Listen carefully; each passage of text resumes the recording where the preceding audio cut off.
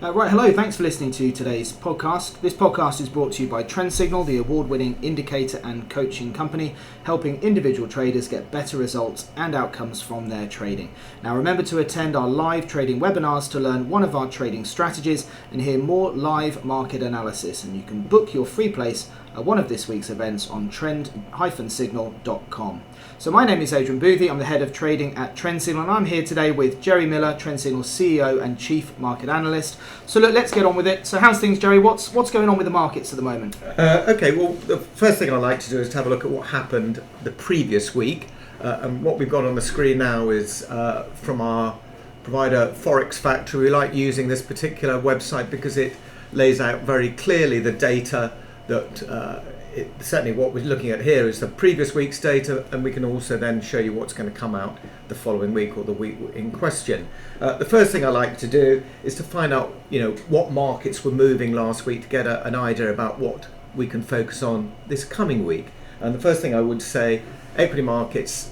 Looking at some of the equity markets that we trade, I can go straight to the big ones, the S&P 500, which is the largest stock market globally and certainly in the US, of course, and we can see that market has been having a pretty torrid time of it last week, along with the Dow Jones, sometimes referred to as the US 30, unlike our FTSE 100, which is, it's notwithstanding today, apart from today and yesterday, of course, but certainly last week. If you push those 2 days out the way, you can see that the picture that the FTSE has painted is nothing like that of the main US markets and other global markets. And the reason being sterling and Brexit. Sterling weakening causes our FTSE to rally on certain occasions. Why would that be, Jerry? Typically a lot of overseas investors who are looking at our markets are pricing the market in their local currency. So if sterling's a lot weaker, then you don't need so many dollars to buy the market. So effectively in dollar terms and in euro terms, it's cheaper. Hence the reason why people come in and buy it. Notwithstanding that, that's like an effect that will play out occasionally. Some days, if you've got very bad data, regardless of whether sterling's weak or not, you will have the market go lower then. So it's a rough rule of thumb, which a lot of these rules are. Okay, let's have a look at what's been causing all of this. And going back to Forex Factory, we've had some horrendous data out last week. Manufacturing data, it's a bit more important in the Eurozone or the EU than it is here in the UK. Manufacturing certainly in Germany is probably sort of 35% of the economy. Over here, 18% in the UK. So really we like to look more at the services, but this manufacturing data, I mean, for Germany, just extraordinary. We're talking about data that if we look at this graph here, it tells us where it used to be. Look how much it's fallen. So effectively 50 is the status quo, really, isn't it? Yeah. So it's just continual shrinkage, really, isn't it? Anything above 50 means the manufacturing sector is expanding. Anything below 50 means it's contracting. Look how quickly everything's changed. And the reason? Well, US-China trade war is the main one. The discretionary spend on Mercedes-Benz, BMWs, VWs in China has just collapsed, really. Would just for our listeners, would Brexit have an impact here, or is it more the trade war that's having a bigger impact on things at the moment? Brexit for the UK, yes. Really, the US-China trade war. For people outside the UK, Brexit is almost a sideshow, an anomaly or a sideshow, absolutely. But the US-China trade war is causing a global slowdown in developed economies and developing economies as well. So, but if you just looking at this, it sums up the situation. We think our economy is weak here in the UK, but when you look at what's happened in Germany, Germany is almost certainly in a recession. And a recession, or what we call a technical recession, is 2 quarters, so that a quarter being 3 months. The previous quarter, what we refer to as Q2, that's April, May, June, we had a negative growth, so the economy was shrinking in Germany, and it's highly likely, with all the data we've had out so far in this quarter, which is to be reported on fairly soon, This is Q3, I mean. We're in Q4 now, of course, because we're in October. Horribly confusing. Just to get ourselves on the right page. It's highly likely that there's a recession in Germany. There's a recession in Italy, but there isn't a recession here in the UK. Come on, for all those people who are Brighty. concerned about Brexit. Right. So what about the impact then? So obviously, a lower than expected PMI data that should be quite negative on the euro, right? And it was very negative for the euro, very negative for. Should we have a quick look at the chart, Jerry? Can do, yeah. Okay, so last Monday, there we go. Yeah, that's pretty disastrous. Pretty horrendous, yeah. In fact, the trend in the euro is fairly clear at this stage, despite the odd weak number coming out of the US. What you have to remember is if the US is going to have weak numbers, it's highly likely that the Eurozone, the UK contagion are going to have even worse numbers. Absolutely. I mean, the thing that you'll see about the chart, Jerry, here as well is that you've got the weekly and monthly trends. That's one of the tools that our TrendSignal users have, and it's just consistently down. You're expecting those lower highs, lower lows. We're preferring short trades at the moment because of that. That's our bias at the moment because the trend is down, and I guess it's as simple as that, really, isn't it? And it flies in the face of predictions at the beginning of the year where a lot of highly paid economists from some well-known banks were predicting a weaker dollar. But what you've got to remember is the US economy is by far and away the strongest economy globally. Yeah. The Chinese economy is significantly weaker. Japanese. Remember, a lot of these economies, they've not managed to raise rates since the Great Recession. And now we're starting to turn down. And there's no bullets left in the gun. Yeah. It's a worrying time. Daunting time, yeah. It's funny, I know we've had these conversations before. There's two professions where you can be extremely wrong and yet still get paid a lot of money. One being an economist and one being a weatherman. And well, you just blame blame something else. Well, they're normally all wrong together because they're all working off the same data. But you might question why they're paid so much. But anyway, let's not go into that. Commodities, another market that can suffer with a strong dollar. We'll have a quick look at gold, a very popular market to trade. You can see here it was doing all right, but eventually the strength of the dollar gold sort of almost is a measure of sort of global macro angst. What I mean is, if something's kicking off in North Korea or Iran, or there's some sort of hotspot that's causing a few problems, gold tends to react quite positively. But gold has fallen quite sharply over the last few days because of the strong dollar. So if you think about it, commodities that are priced in dollar, if the dollar rallies, it comes off because in other currencies it looks expensive. Yeah. And so they'll look to sell it rather than buy it. It's another one of those rules of thumbs that sort of pervades. It sometimes works and sometimes is not relevant. Yeah. There we go. So the other thing I'd like to look at is how these markets are affected with these macro events as well.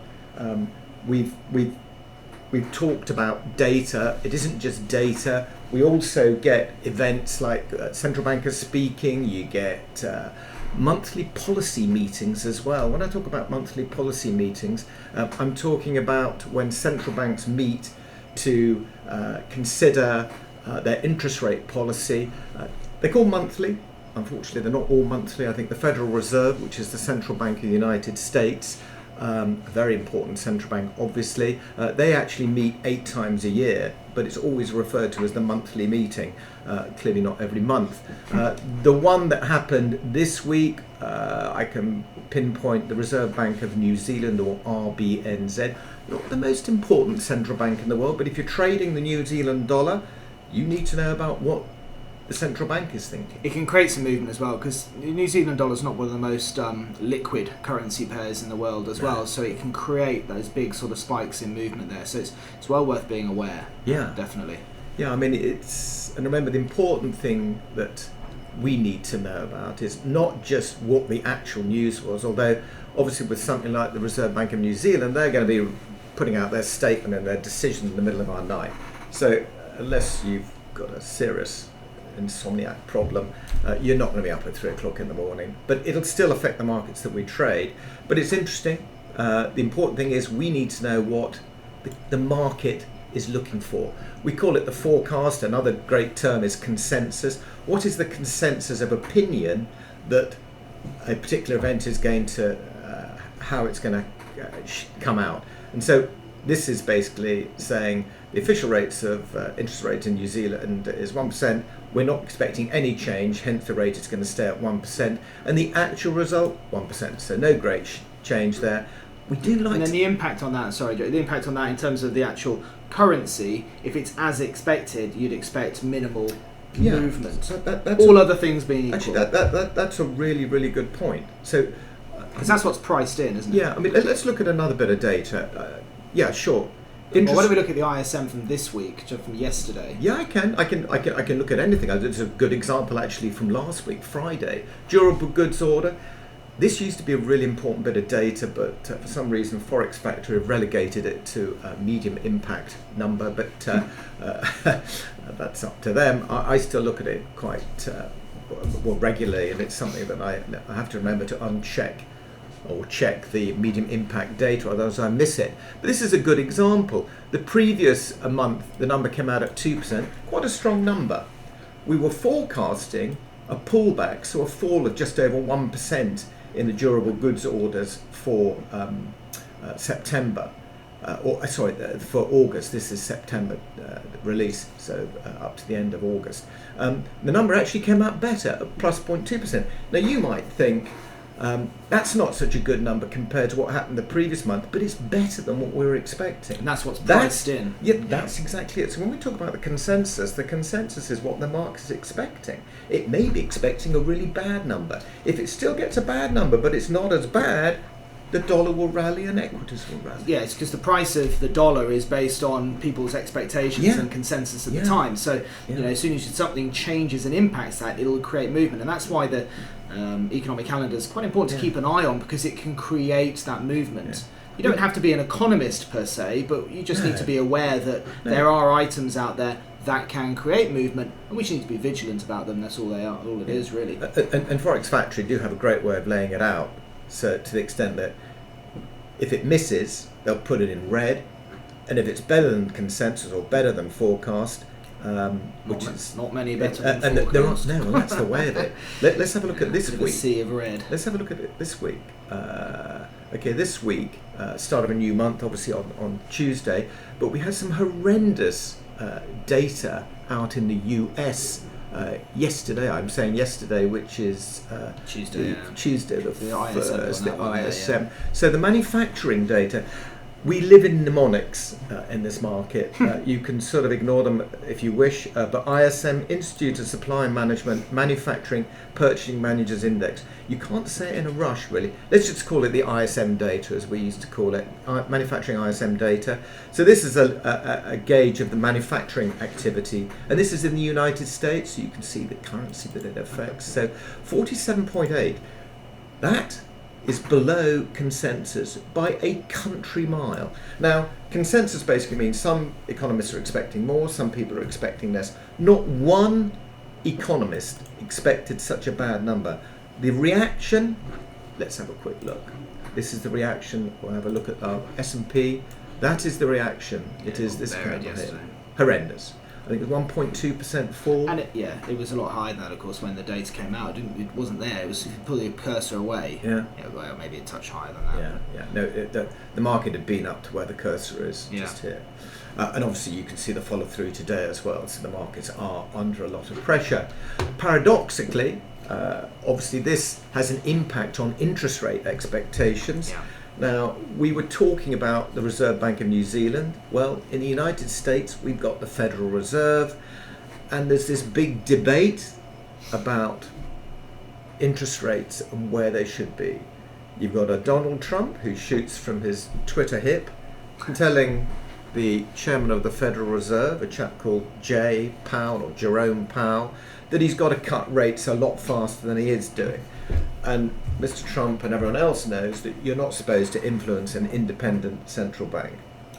Anyway, what we've got is something called the countdown to the FOMC. Now, I don't want to throw too many mnemonics at you, having said we're made up of mnemonics, but FOMC stands for the Federal Open Market Committee, FOMC. This is like our MPC here in the UK. You want to know what MPC is? The Monetary Policy Committee. So they're the people that meet at the Bank of England who set interest rates. And they're independent from the government. Yeah. All of these central banks are now. Yeah. They've really followed the US model. The US always had an independent central bank. But up until Gordon Brown was Chancellor, he did a couple of good things. Back in 1997, he created an independent monetary policy. So politicians couldn't decide whether they wanted to put interest rates up or down. It was decided by...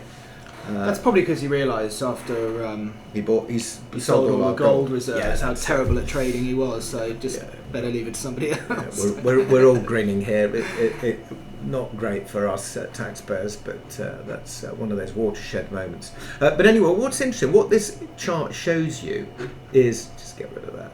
What this chart shows you is the next meeting. If you can see my cursor here, 30th of October. That's when they're going to meet. The current rate is this checkered box here. They've got a band for their interest rate target in the US between 1 3/4 and 2%. Yeah, the probability is that there's a 65% probability, or 65.7% probability, that they're going to cut rates. What's interesting is a month ago the probability that they were going to cut rates was 54.6%. So it's increased. There's an increasing probability that they're going to cut rates. And the Fed have always said they're not going to cut rates again before the end of the year.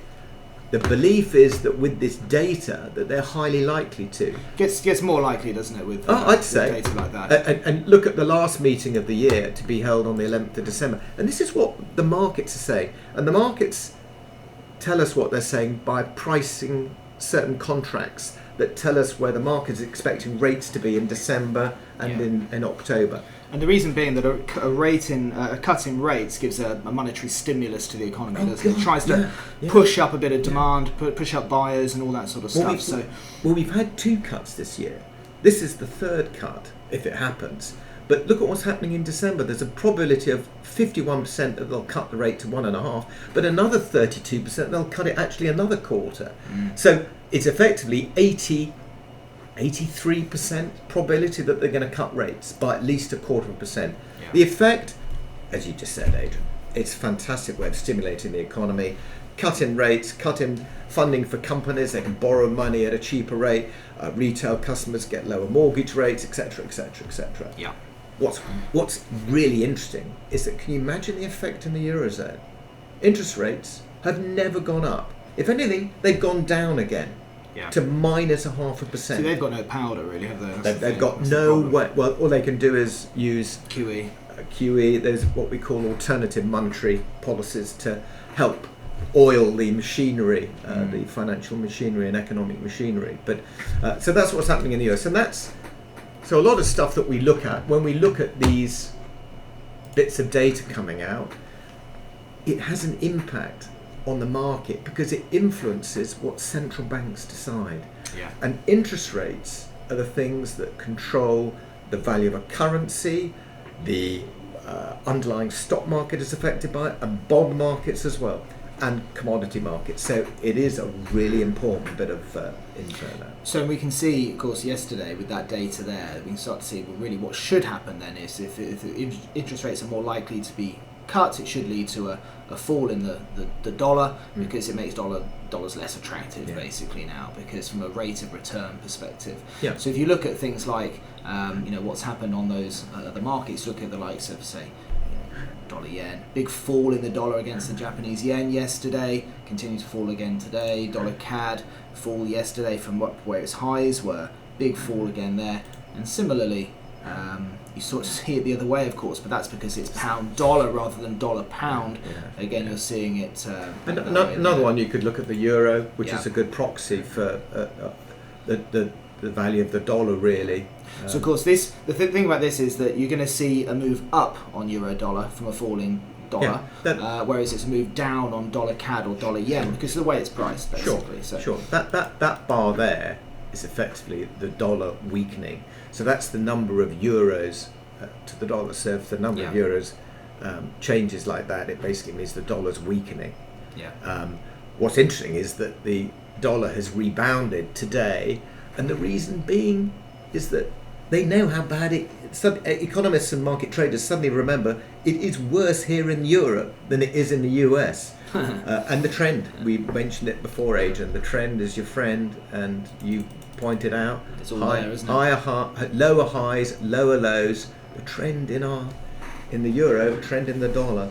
And you're going to get all these sort of little bumps along the road, but otherwise it is very much a downward trajectory as per the arrows here. The pound as well, that big sort of sell-off we started getting a week or so ago, that continues to move down just like it did on those indices too. So sort of following them. It's interesting because you look at all this data, it gets sort of horribly complicated. A lot of it's in the charts, isn't it? But I guess what it is, it's something that can create movement, more explosive movement, hence that big fall in the S&Ps from the ISM yesterday. And these are some great moves, and we saw similarly some great moves on other markets last week. I mean, not the most popular market traded in the world perhaps, but copper last week as well. Big movement down again, probably based on the dollar as much as it is, as much as copper itself, really, because of what it's priced in. Certainly the manufacturing data. If the manufacturing sector is collapsing about its ears, as it has done in the US and in Europe, and especially in Germany, then the amount of copper consumed is going to go down. Absolutely, and if there's a constant supply, the price goes down. The old supply-demand equation.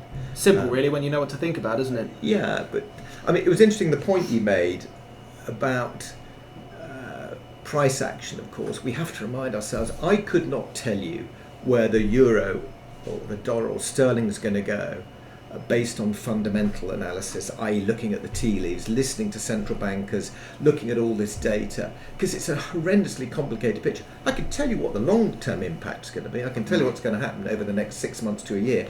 We're more interested in what's going to happen over the next week, the next few days. Absolutely. Price action is key. This analysis that you're looking at here, this is what matters to us in the short term. It's that economic data then just feeds into the charts, creates the movement, creates the turning points, creates the opportunity for these indicators changing colour and driving those turns. But I mean, you can see very clearly, going back to that data from last week, looking at that manufacturing data from Germany, it's a bit, that's not it, that's the services data, the manufacturing data. Look at that. It's fairly clear what the trend is there. Absolutely. And it's very clear. That's the German economy is the most important economy in the Eurozone by a country mile. And to see that sort of activity is a really depressing sort of chart for anyone trying to build a business in the Eurozone, knowing that the largest economy is struggling as badly as this. Anyway, there we go.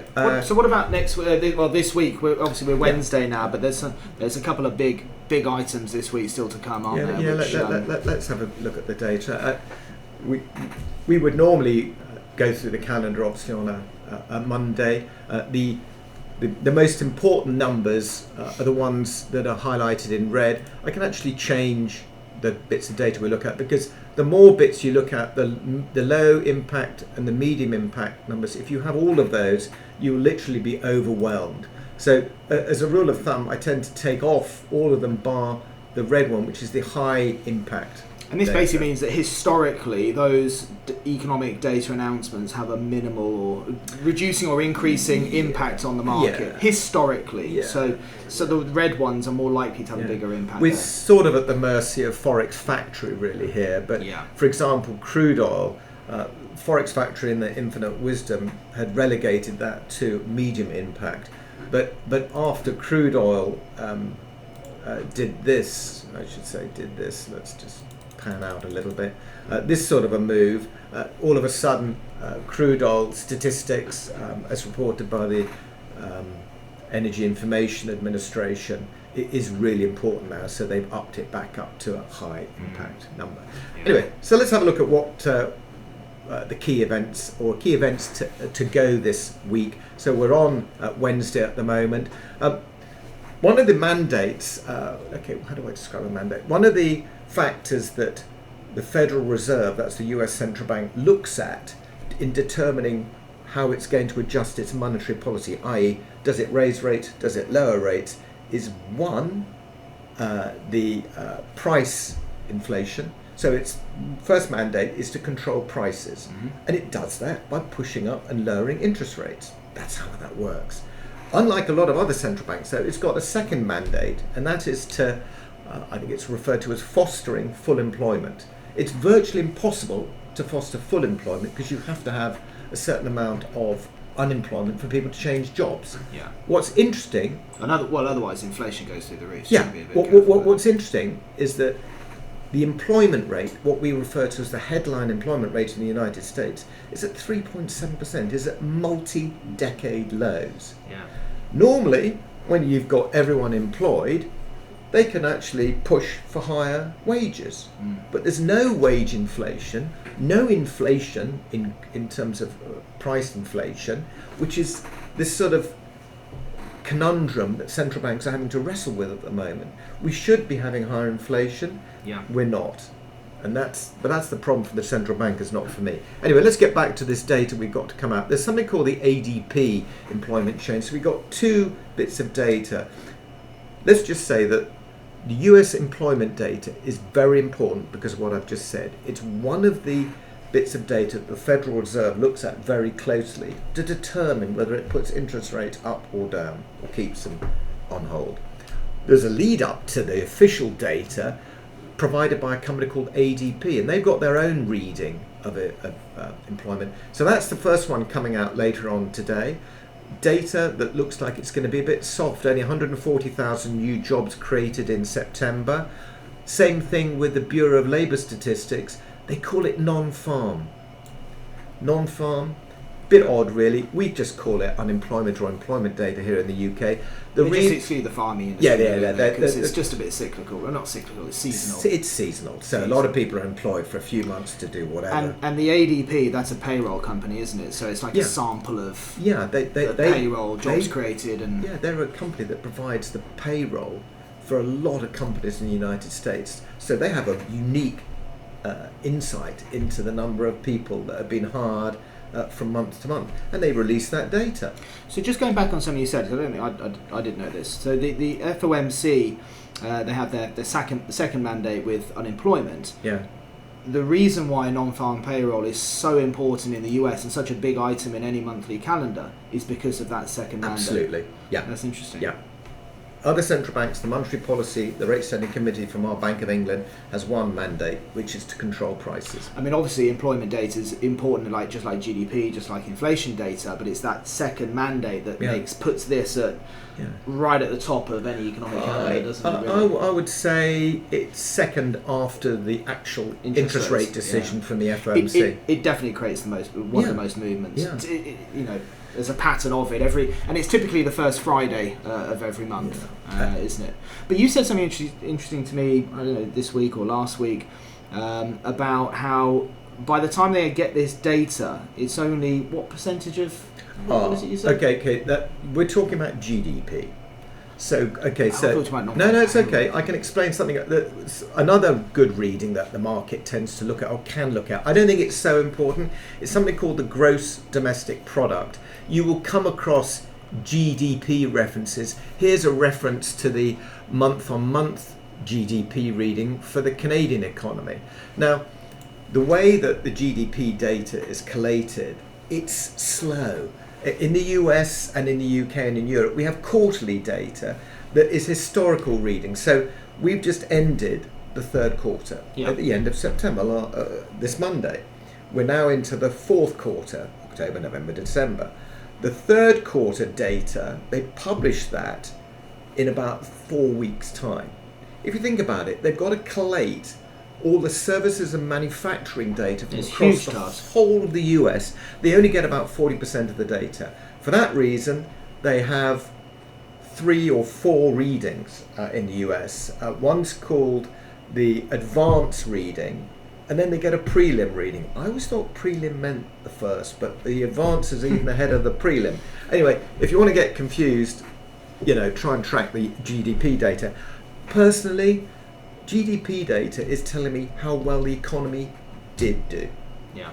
If you really want to know how important data is, try looking at what we refer to as leading indicators. And a leading indicator, what do I like about leading indicators? Let me find one. We like consumer sentiment. Consumer sentiment, that's exactly. I think the one business came out. Confidence, maybe. Yeah, business confidence. But I think last week we had there we go. Consumer confidence is a great leading indicator. Yeah, what I mean by feeling, isn't it? Yeah, so if a consumer's feeling confident, their share portfolio is doing well, house prices are rising, they've got full employment, they're getting a pay rise, they'll be confident. Confident consumers spend money, more TVs, more cars, or autos, or whatever they call them, and that's a good leading indicator.